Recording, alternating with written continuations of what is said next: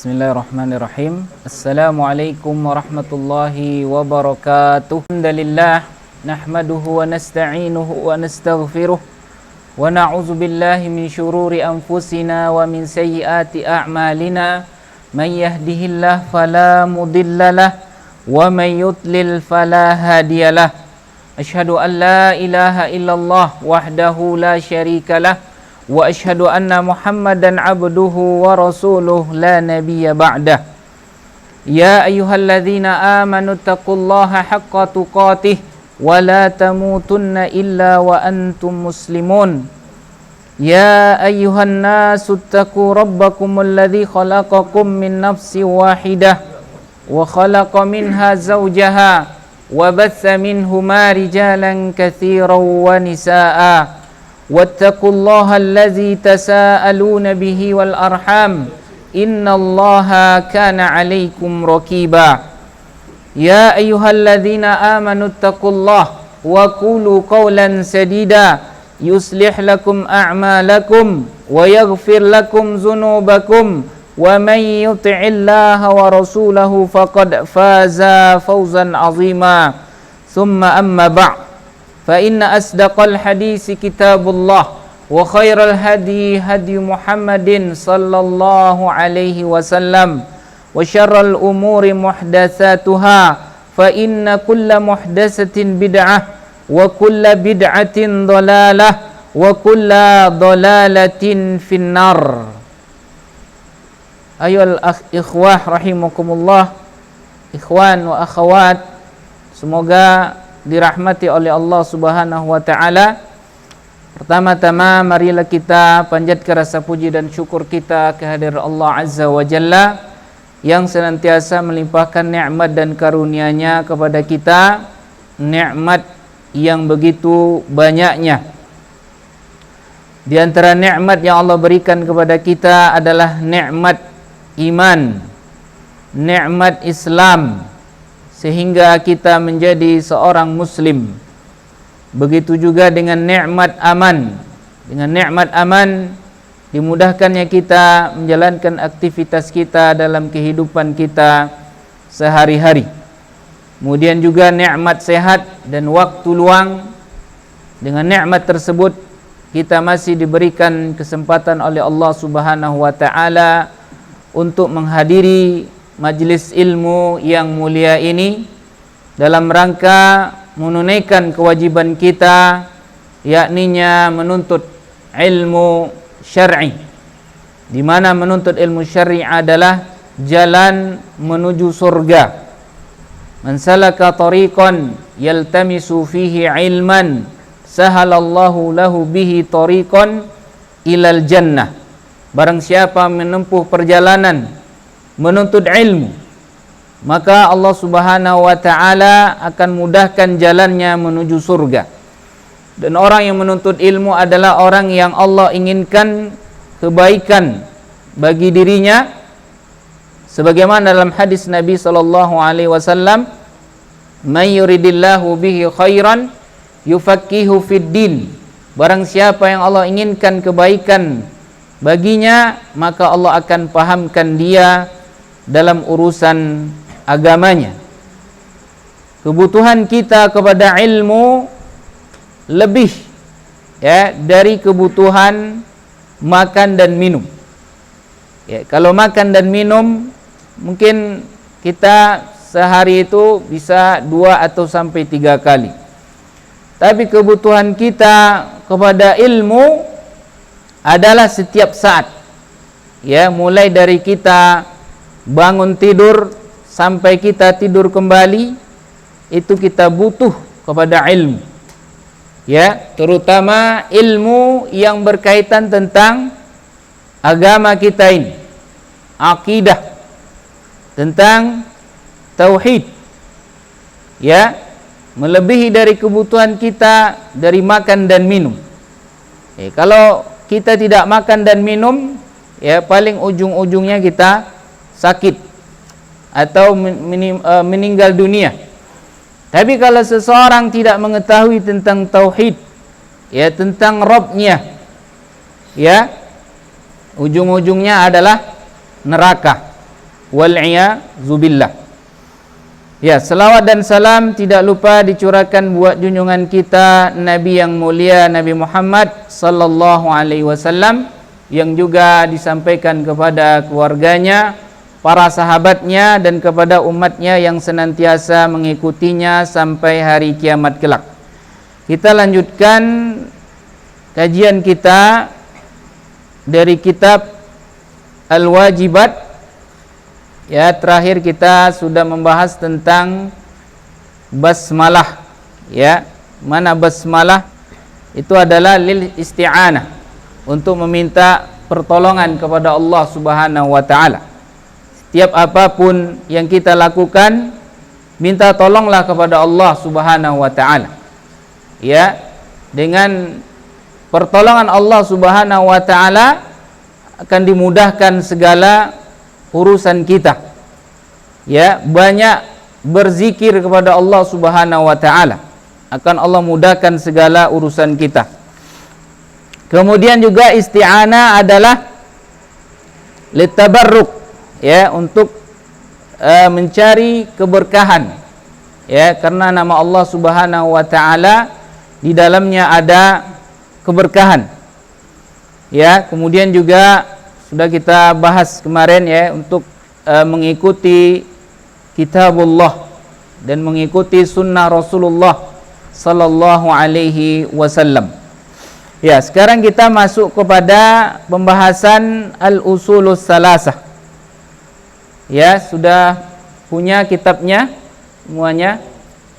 Ada yang sudah, ya, alhamdulillah.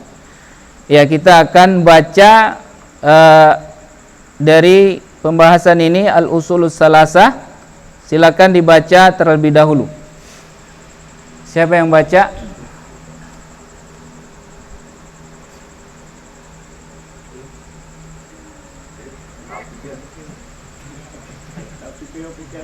Ya, fadhol. Ya. Al-usulus salasah allati yajibu ala kulli muslimin wa muslimatin ta'allumuha wa hiya ma'rifatul abdi rabbahu wa dinahu wa nabiyahu Muhammadan. Fa idza qila laka man rabbuk faqul rabbi Allahul ladzi rabbani wa rabba jami'al alamin bi ni'matihi wa huwa ma'budi laisa li ma'budun siwa. Nah, cukup sampai situ dulu. Ya. Al-usulus salasah, ya. Al-usulus salasah allati yajibu ala kulli muslimin wa muslimatin ta'allamuha. 3 landasan pokok yang wajib diketahui oleh setiap muslim dan muslimah, ya, untuk dipelajari. Ada 3 perkara. Ya. Al-usul, apa itu usul? Al-usul jam'u aslun. Ya, jamak dari asal atau pokok. Wa huwa lughatan asfala syai', itu yang berada di bawah, ya, pondasi. Maka usul itu adalah pondasi sesuatu. Kalau dalam sebuah bangunan, dalam sebuah rumah seperti rumah, yaitu sebelum membangun rumah ada pondasinya, ya, dan pondasi itu haruslah kuat dan kokoh. Kalau tidak ada pondasi, maka bangunan tersebut tidak kuat, ya. Nah, baru di atasnya dibangun nanti ada tiang-tiangnya, ada dinding-dindingnya, ya.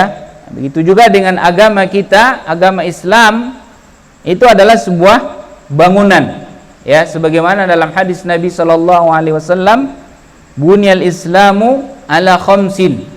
Islam itu dibangun di atas 5 perkara.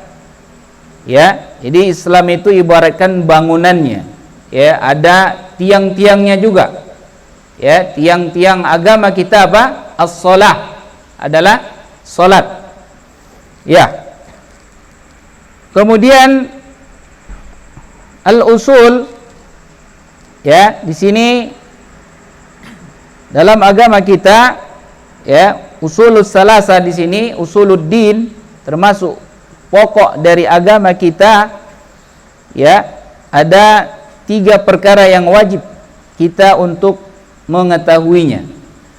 Ya, hazihil usul salasa, dan usul salasa ini bukanlah karangan Imam, ya, Al-Mujaddid, atau yang ditulis juga oleh Imam Qara'awi, ya, beliau menukil dari kitab Usul Salasah yang dikarang oleh Syekhul Islam Imam Muhammad bin Abdul Wahhab, ya, beliau menukilnya dari kitab Usul Salasah, dan beliau bukan mengarang dengan pikiran beliau, ya, akan tetapi berdasarkan dalil-dalil baik dari Al-Qur'an maupun dari As-Sunnah, ya. Jadi bukan dari pikiran beliau, ya, tapi ini adalah istinbat, ya, hukum yang beliau ambil dari dalil-dalil yang ada, ya, sebagaimana juga disebutkan di sini dalam hadis An Barra bin Azib,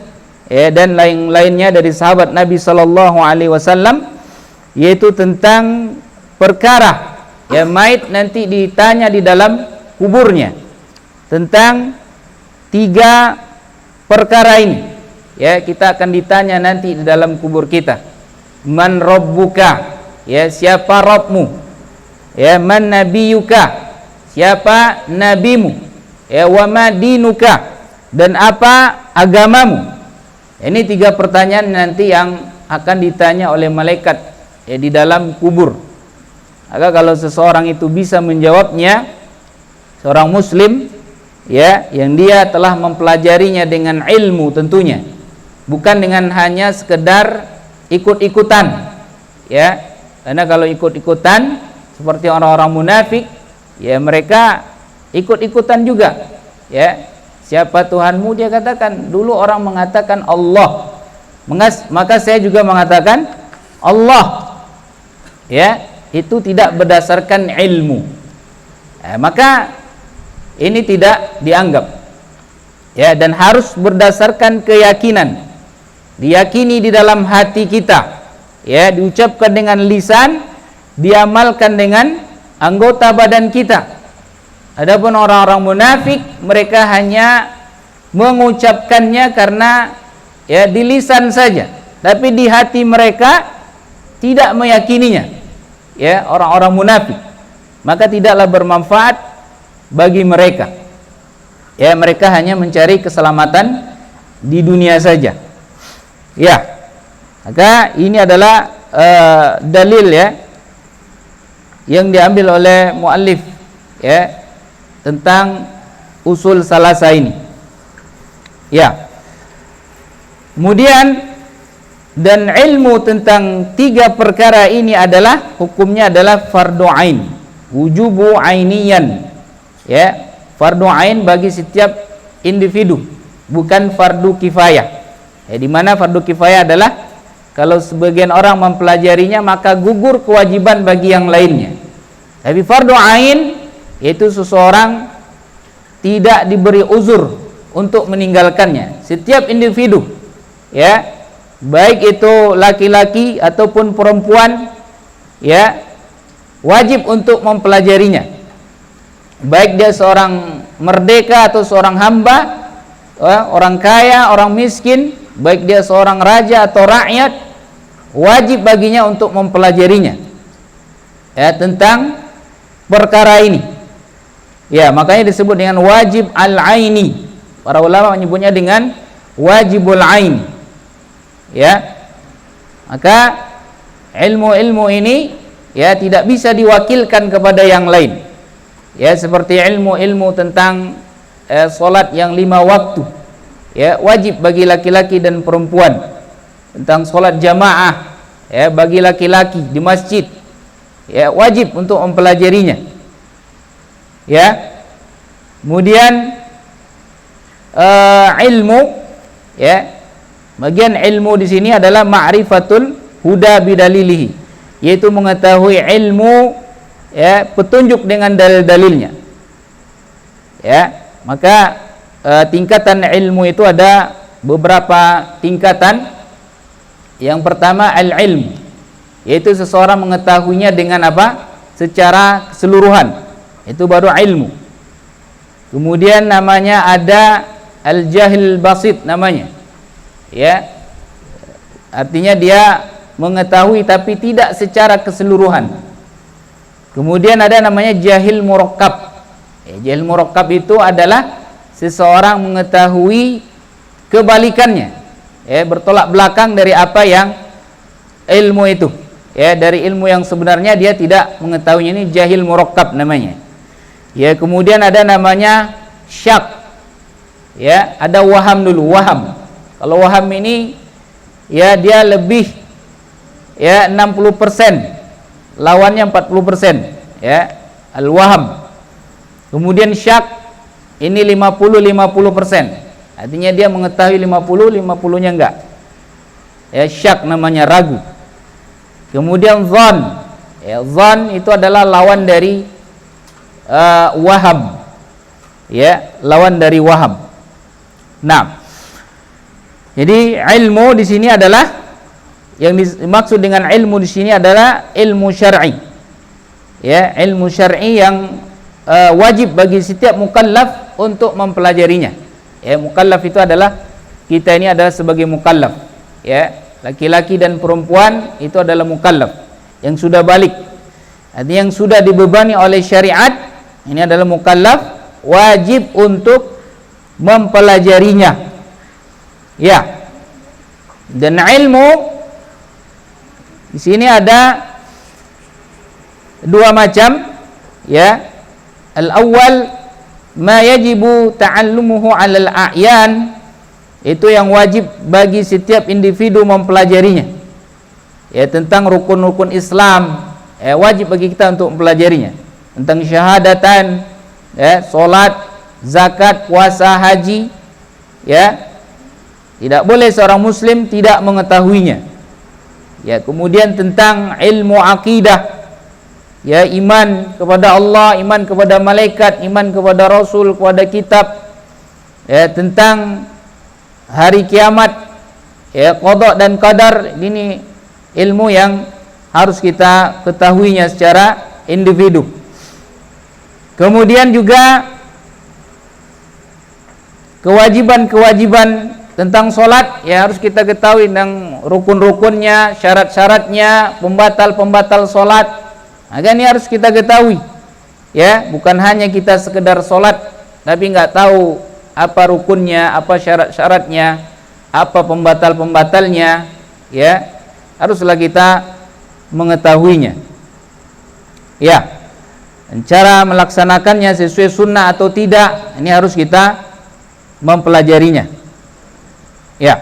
Kemudian macam yang kedua adalah ilmu, ya, mazada an zalika minal ahkam syariah allati tahtajul ummah bimajmu'iha, yaitu ilmu yang ilmu tambahan, ya, yang dibutuhkan oleh kaum muslimin, ya, seperti ilmu tentang muamalah, ya, tentang mawaris, tentang wasaya, hukum-hukum nikah, hukum-hukum jinayat.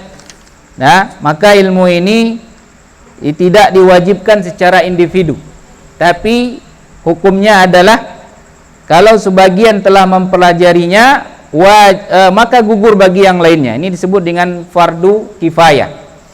Ya, ini bagi para pelajar, ya, para penuntut ilmu syar'i, maka kewajiban mereka, ya, mempelajari ilmu-ilmu ini, ya, ilmu-ilmu fikih, ya, yang fikih muamalah, tentang waris. Ini para penuntut ilmu syar'i, maka gugur kewajiban bagi yang lainnya.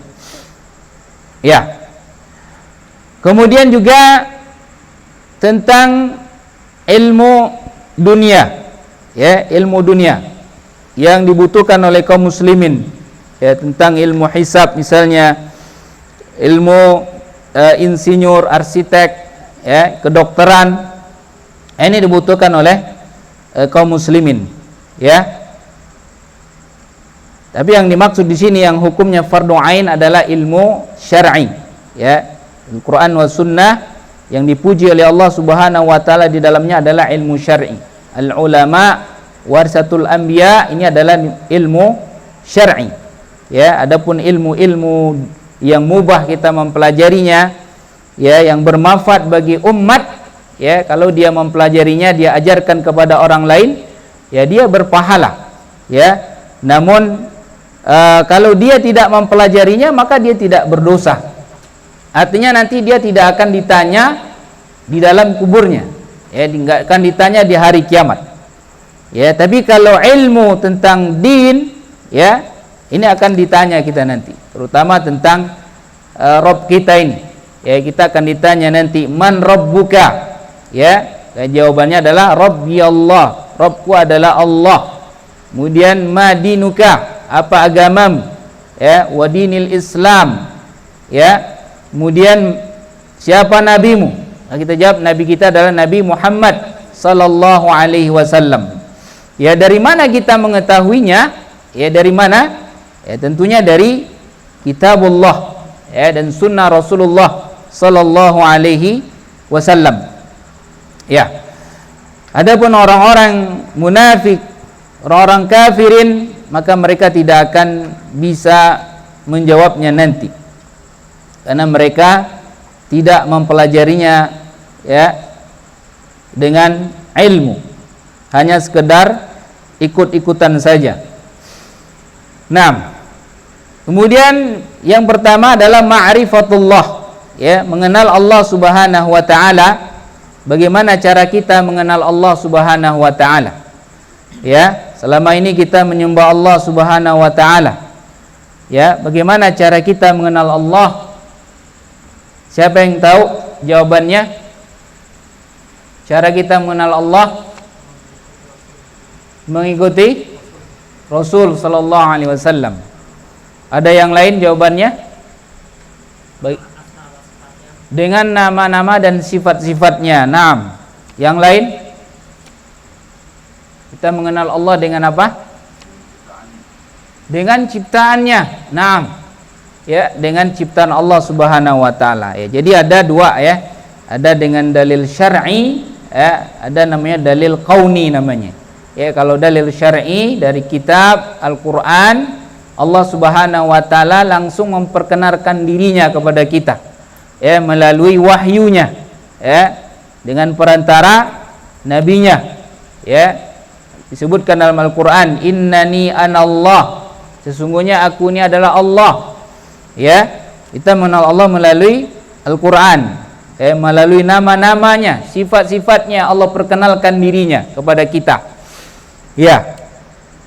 Kemudian juga melalui ayat-ayat kauniyah, ya, dengan tanda-tanda kebesaran Allah Subhanahu wa taala yang ada di alam semesta ini.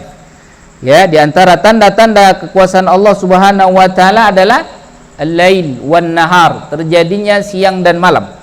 Ini yang kita saksikan setiap harinya, ya, tanda-tanda kebesaran Allah Subhanahu wa taala. Kemudian matahari, bulan, ya, bintang-bintang, ya, semuanya adalah tanda-tanda kekuasaan Allah Subhanahu wa taala. Ya, dengan itulah kita mengenal Allah Subhanahu wa taala. Ya, Allah Subhanahu wa taala berfirman, ya ayyuhan nasu u'budu rabbakumul ladzi khalaqakum wallazina min qablikum la'allakum tattaqun. Wahai orang-orang yang beriman, sembahlah Rabb kalian, alladzi khalaqakum. Nah, di sini, yang telah menciptakan kalian. Ya, jadi kita diperintahkan oleh Allah Subhanahu wa taala untuk menyembah Allah Subhanahu wa taala di sini. Ya, jadi Allah itu adalah sesembahan kita. Ya. Dan Allah Subhanahu wa taala yang menciptakan kita. Kemudian apa? Allazi khalaqakum wallazina min qablikum, dan yang menciptakan orang-orang sebelum kalian. la'allakum tattaqun. Kemudian allazi ja'ala lakumul arda firasya, yang telah menjadikan ya bumi ini sebagai hamparan, ya. Kemudian wa ja'alas samaa'a binaa'a, dan menjadikan langit itu sebagai apa? Ya, sebagai tiang, ya, tinggi. Ya. Ini dalil-dalil kauniyah, ya, tauhid rububiyah. Kita mengesahkan Allah Subhanahu wa taala di dalam rububiyahnya, ya, yang mengharuskan kita juga mengesahkan Allah Subhanahu wa taala dalam uluhiyahnya. Jadi tidak cukup kita hanya meyakini Allah pencipta kita, Allah pemberi rezeki kita, ya. Tapi apa? Kita juga harus menyembah kepada Allah Subhanahu wa taala. Ya. Kemudian juga tentang kisah para ulama, di antaranya itu Imam Abu Hanifah, ya, beliau ditantang berdebat oleh orang-orang yang anti Tuhan, ya, yang mereka tidak beriman kepada Allah Subhanahu wa taala. Maka Imam Abu Hanifah, ya, membantah mereka dengan hujjah. Itu tak kalah mereka menantang Imam Abu Hanifah untuk menunjukkan adanya Tuhan, ya, adanya Rabb, ya. Maka diadakanlah sebuah pertemuan di sebuah lapangan dan dikumpulkan orang-orang di situ, ya. Maka Imam Abu Hanifah sengaja datang terlambat, ya. Dikirain orang-orang ateis itu Imam Abu Hanifah takut, ya, takut tidak bisa menunjukkan di mana Allah itu di mana. Maka tak kala imam datang terlambat, ditanyakan, wahai imam, kenapa engkau datang terlambat? Ya, apa engkau takut berdebat dengan kami? Maka kata imam, ya, tadi saya datang ke sini memang terlambat. Ya, rumah saya jauh di seberang sana, di seberang sungai. Tidak ada yang bisa membawaku ke sini, ya. Dan aku menunggu di pinggir sungai tersebut. Tiba-tiba ada sekumpulan kayu, ya, dengan sendirinya kayu tersebut membuat sebuah rakit, ya, terbentuk dengan sendirinya. Kemudian dia mendekat kepada, ya, pada saya, kemudian saya naik ke atasnya dan membawa saya ke seberang sungai. Bahkan bisa saya sampai di sini. Ya, maka kata orang ateis itu, wahai imam, kamu sudah gila, ya. Mana mungkin, ya, mana mungkin terjadi dengan sendirinya, ya, rakit kayu-kayu dengan sendirinya bisa terbentuk tanpa ada yang membuatnya. Mustahil, wahai imam. Maka kata Imam Abu Hanifah, ya, kalau itu saja mustahil bagimu, lalu bagaimana dengan alam semesta ini? Bagaimana dengan alam semesta ini? Ya, bumi, langit dan semuanya teratur dengan, ya, teratur, ya, tidak mungkin terjadi dengan sendirinya kalau tidak ada yang menciptakannya. Maka diamlah mereka, dan akhirnya pun mereka kalah, dan akhirnya mereka masuk ke dalam agama Islam. Ya, ini bukti adanya Allah Subhanahu wa taala.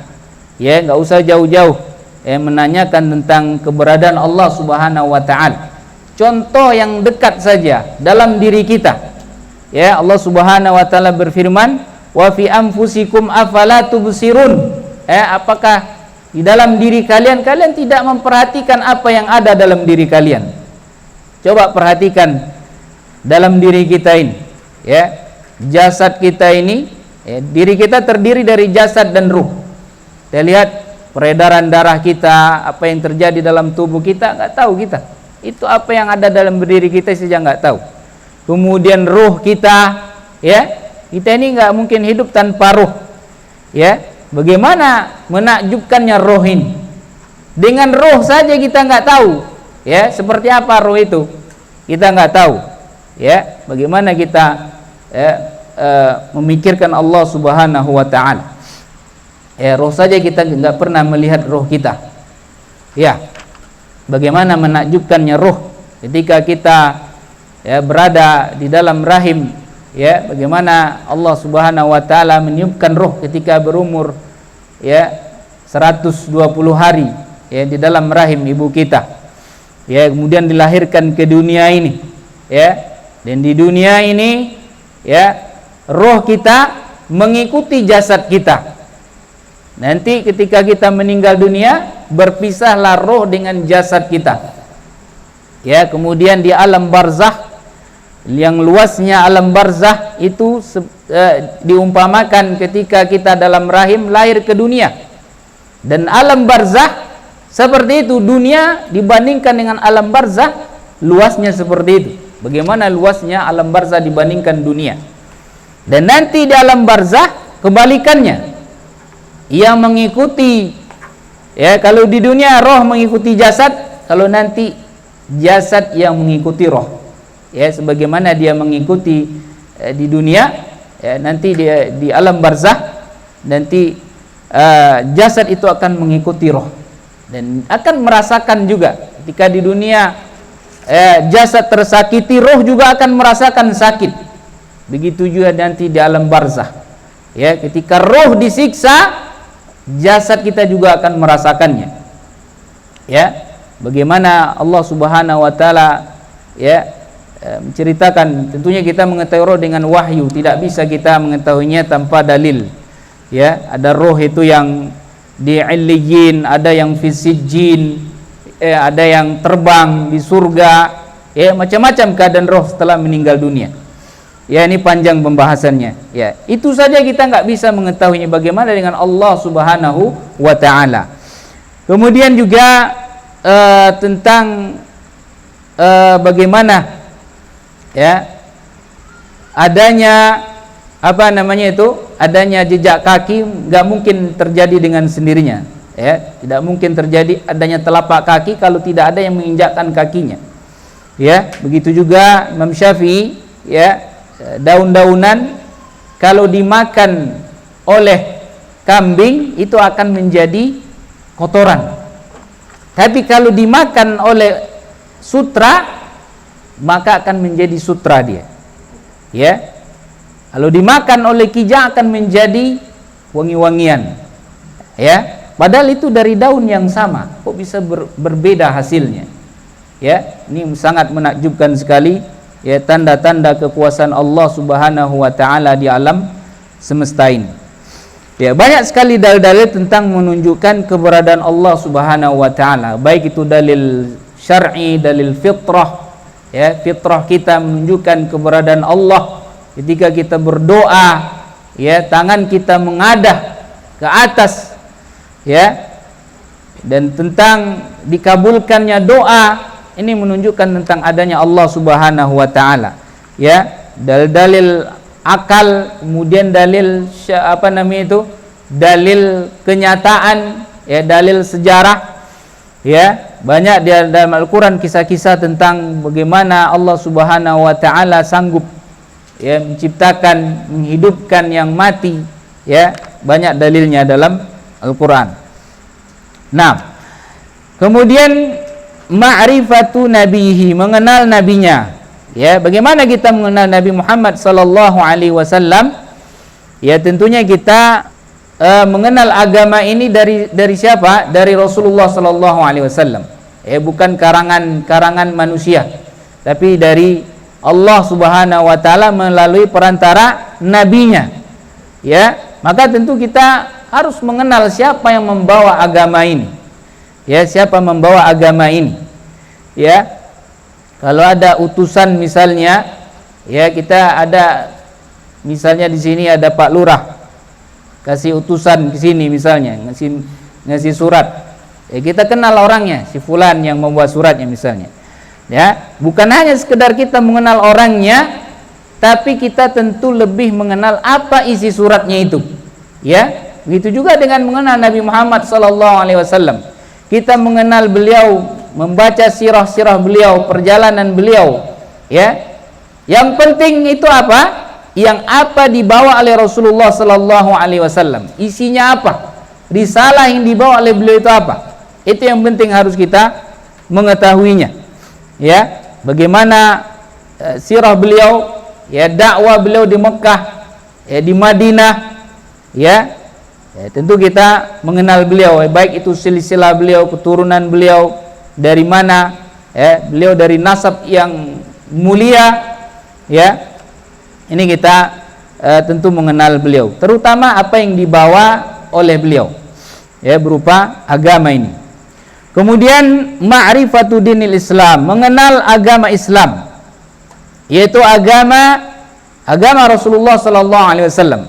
Bahkan ini adalah agama Allah Subhanahu wa taala, ya, yang dimana kita diperintahkan untuk, ya, beragama dengannya, beragama Islam, ya. Dan agama Islam adalah agama seluruh para nabi dan rasul, ya. Seluruh para nabi dan rasul agamanya Islam. Islam di zamannya Nabi Musa itu agama yang dibawa oleh Nabi Musa. Ketika itu adalah agama Islam yang dibawa kepada Bani Israel. Begitu juga Islam di zaman Nabi Isa, itu umat Nabi Isa yang mengikuti beliau, ya. Dan di zaman Nabi Muhammad, ya, Islam itu adalah agama yang mengikuti Nabi Muhammad sallallahu alaihi wasallam, dan beliau adalah nabi yang terakhir. Maka umat manapun yang tidak beriman dengan Nabi Muhammad sallallahu alaihi wasallam, orang Yahudi yang ada sekarang, mereka bukan muslim lagi. Orang Nasrani yang sekarang, ketika mereka tidak beriman kepada Nabi Muhammad sallallahu alaihi wasallam, mereka bukan muslim lagi, ya. Bagaimana sabda Nabi sallallahu alaihi wasallam, "Ma min hazil ummah la yahudin wala nasraniyun la yu'minu bima ursiltu bihi illa min ashabin nar." Ya. Nabi SAW mengatakan, tidaklah dari umat ini baik Yahudi ataupun Nasrani kemudian mereka mati di atasnya, ya, mereka tidak beriman kepada apa yang aku bawa, dan Nabi, kecuali mereka penghuni neraka. Ya. Jadi Islam, ya, adalah agama yang dibawa oleh Nabi Muhammad sallallahu alaihi wasallam. Ya, kita akan bahas nanti Islam itu apa? Al-Islam huwa al-istislamu lillahi bitauhid, yaitu berserah diri kepada Allah Subhanahu wa taala dengan apa? Mentauhidkan Allah Subhanahu